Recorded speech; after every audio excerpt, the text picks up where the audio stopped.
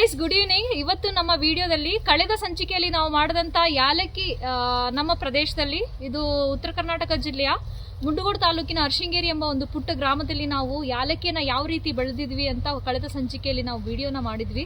So ತುಂಬ ಜನ ನಮಗೆ ಕಾಲ್ ಮಾಡಿ ಕೇಳಿದರು, ಅದೇ ರೀತಿ ನಾವು ತೋಟನ ವಿಸಿಟ್ ಮಾಡ್ತೀವಿ ಅಂತ ಕೇಳಿದರು. ಯಾಕಂದರೆ ಅವರಿಗೆ ಯಾಲಕ್ಕಿ ಬೆಳೆದ ನಂತರ ಅದರ ಪ್ರಾಸೆಸಿಂಗ್ ಎಲ್ಲ ಹೇಗಿರುತ್ತೆ ಅನ್ನೋದ್ರ ಬಗ್ಗೆ ಒಂದು ಸ್ವಲ್ಪ ಕನ್ಫ್ಯೂಷನ್ ಇತ್ತು.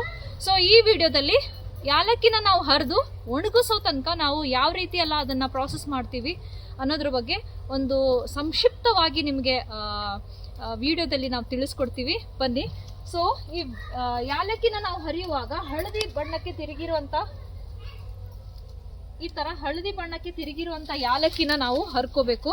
ಸೊ ಗ್ರೀನಿಶ್ ಇರುವಂಥ ಯಾಲಕ್ಕಿ ಹರಿಯುವಾಗ ನಮ್ಮ ಕೈಗೆ ಬರಲ್ಲ, ಹಿಡಿಯುವಾಗಲೇ ಅದು ಕೈಗೆ ಕಿತ್ತು ಬಂದ್ಬಿಡತ್ತೆ. ಸೊ ಈ ಥರದ ಹಳದಿ ರೂಪಕ್ಕೆ ಬಂದಿರುವಂಥ ಯಾಲಕ್ಕಿನ ಈಸಿಯಾಗಿ ನಾವು ಹರ್ಕೋಬಹುದು.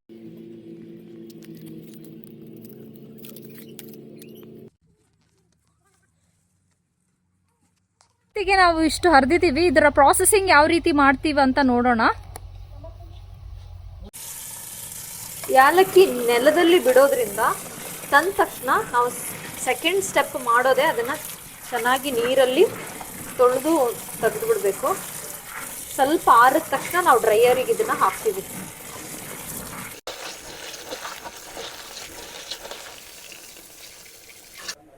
ಸೊ ತೊಳೆದಂಥ ಏಲಕ್ಕಿನ ಒಂದು ಸ್ವಲ್ಪ ದಪ್ಪ ಬಟ್ಟೆಯಲ್ಲಿ ನಾವು ಆರ್ಲಿಕ್ಕೆ ಹಾಕಬೇಕು. ಈ ಥರ 5 ಟ್ರೇಯಲ್ಲಿ ನಾವು ಯಾಲಕ್ಕಿನ ಸೆಟ್ ಮಾಡಬೇಕು. ಉಪಬೆಳೆಯಾಗಿ ಬೆಳೆಯೋರು, ಸಣ್ಣ ಪ್ರಮಾಣದಲ್ಲಿ ಏಲಕ್ಕಿನ ಬೆಳೆಯೋರಿಗೆ ಇದೊಂದು ಬೆಸ್ಟು ಡ್ರೈಯರ್ ಅಂತಲೇ ಹೇಳ್ಬೋದು.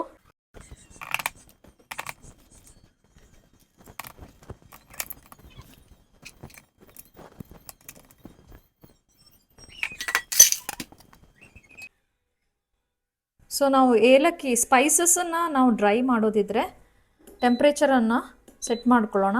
ಸೊ ಇದಕ್ಕೆ 45 ಡಿಗ್ರಿಯಿಂದ 50 ಡಿಗ್ರಿ ತನಕ ನಾವು ಟೆಂಪ್ರೇಚರನ್ನ ಸೆಟ್ ಮಾಡಿ ಸ್ಟಾರ್ಟ್ ಅಂತ ಕೊಟ್ಟರೆ ಸೊ ಇದು ಆಗುತ್ತೆ.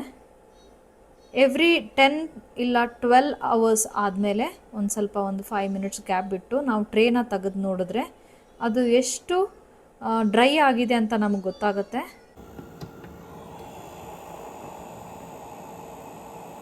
ಆಫ್ಟರ್ 14 to 18 ಅವರ್ಸ್ ಆದಮೇಲೆ ನಮಗೆ ಈ ಥರ ಡ್ರೈಯರಲ್ಲಿ ಯಾಲಕ್ಕಿ ಒಣಗಿ ಸಿಗುತ್ತೆ.